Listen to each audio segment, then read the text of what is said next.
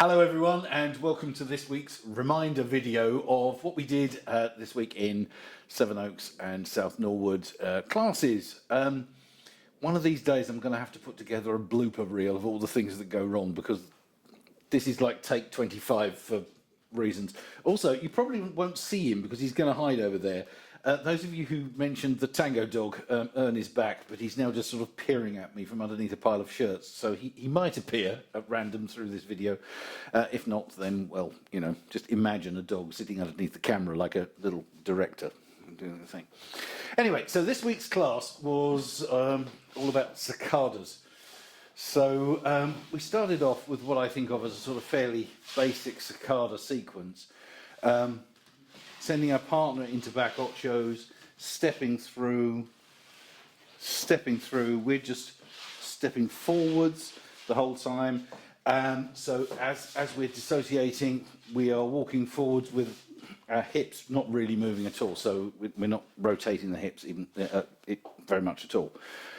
The thing about sacadas, always think about a straight leg when you step forward, so there's no knees hitting your partner. We step forward with a straight leg, roll onto it, and then soften it as usual when we arrive. So a straight leg, soften it when you arrive.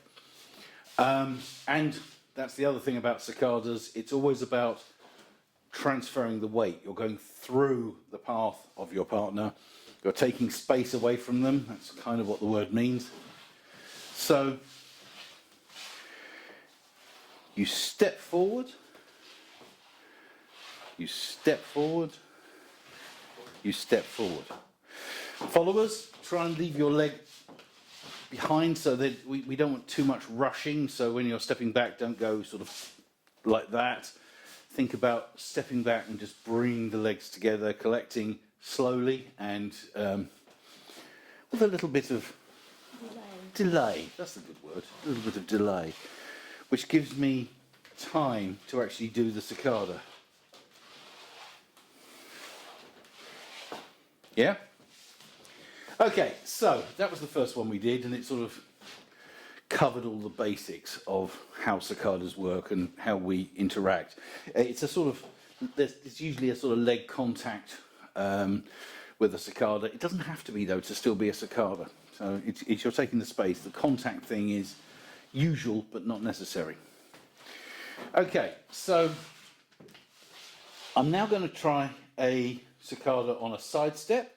Now I've led my partner around to my right hand side, so we're standing next to each other. Dissociation, I've opened this part of my of the frame to allow her to be there without being dragged onto me. Yeah. So I'll now lead her forward, and then I will sacada with my left leg here. Send her round. She will then carry on the hero until I stop. Now a hero, as we know, we've done this a few times now, the follower, when they're being led into a hero, they actually provide the energy for the rotation. So followers, think about your standing leg getting involved and you're sort of delivering that movement through the open side of the embrace. To prove this is working, what we did was, as I started it, I'd done the sacada, I then did a little enrosque, and then it's up to the follower to sort of push me round, leave this leg here, and we should be able to walk out. So we've done this little corkscrew thing there, with my right leg in front, and by the time we finish, my left leg is in front, and we go. So if this works, so I lead down the side, here, start the enrosque, follower turns me around, and then we can step out. So that's one way of knowing that we've got the connection right and that it's sort of working. So having done that version, then we added in a little different bit in the hero, where instead of allowing the follower to continue the hero, we then rebounded her.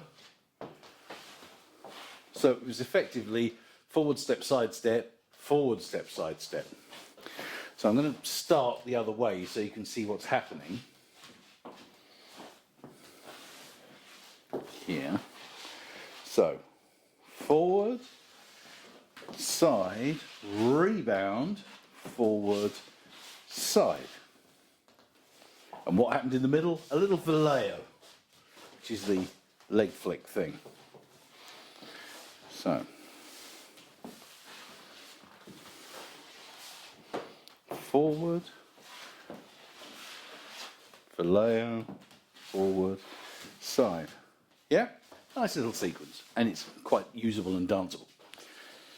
Okay, and then we did a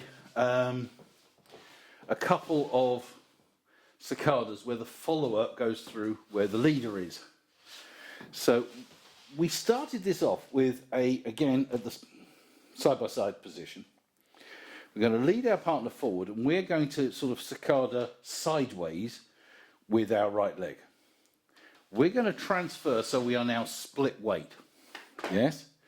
And we want to sort of aim our partner kind of underneath our right shoulder.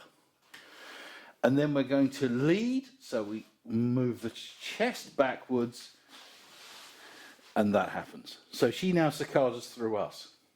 Then we can repeat, there. Repeat, there. Now, what's happening with me, I'm not pivoting. I'm not sort of sacadering and then bringing her round and then trying to come to here and then trying to do this forward. It's too complicated. What I'm doing is I sacada sideways, go to split weight. As I lead her forwards, I transfer the weight back to here. This foot and leg largely stays where it is. And I just get that one out the way. So then when I can lead her forwards again, split and around. Yeah?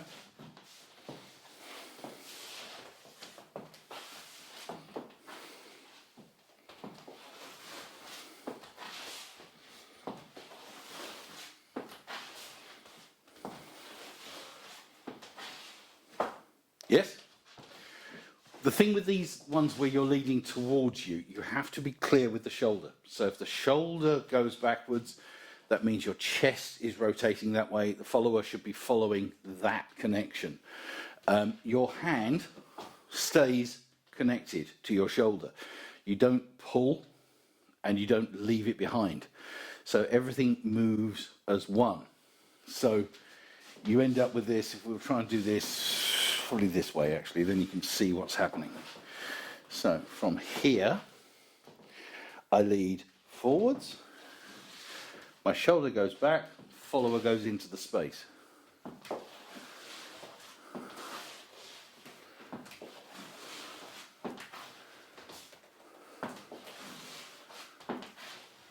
Yeah, so it's a flowing sort of move. You can keep the steps quite small, and then it can be quite a fast thing. It's used in valse a lot, so you end up with this bong, bong, bong, bong, bong kind of fastish rhythm going on with it. Okay, and finally we did a back sacada for the follower. Actually, there was something else, wasn't there? Yes. So we do an overturned ocho, and then lead her back through there, and then to there. So it's kind of a half turn, this one. So if we add the rest of the hero onto that, then you can see what's going on. So back ocho, back ocho, back ocho, overturn, back, side, forward, side. And we're there. With these overturned ochos, what I find, I don't know if this is the sort of official tango way of doing it or not, I don't know. But when you lead and try and pivot your partner, if you keep your frame where it normally is, they don't turn very far. Yeah? I tend to drive that down and away. So my chest does the lead, but I extend it with my arm. And that means my partner can come straight back towards me without any problems. Yes? There was one other one we did.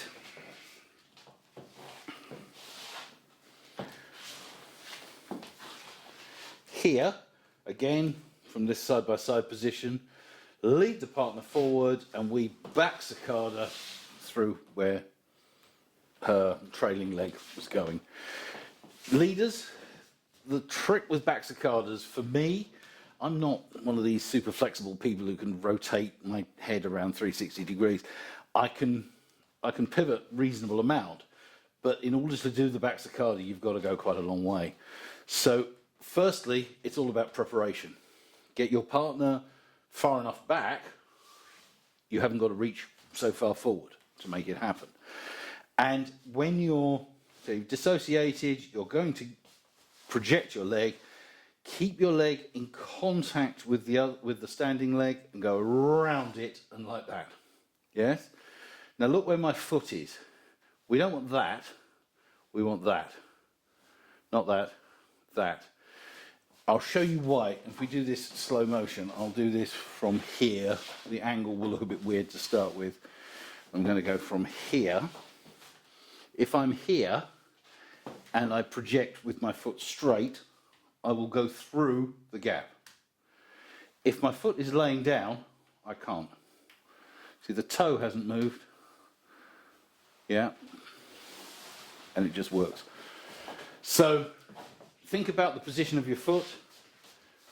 Round there, heel high. This leg slightly bent to enable give space for your back leg to go around, and project, and then step onto it, and then go. So once more.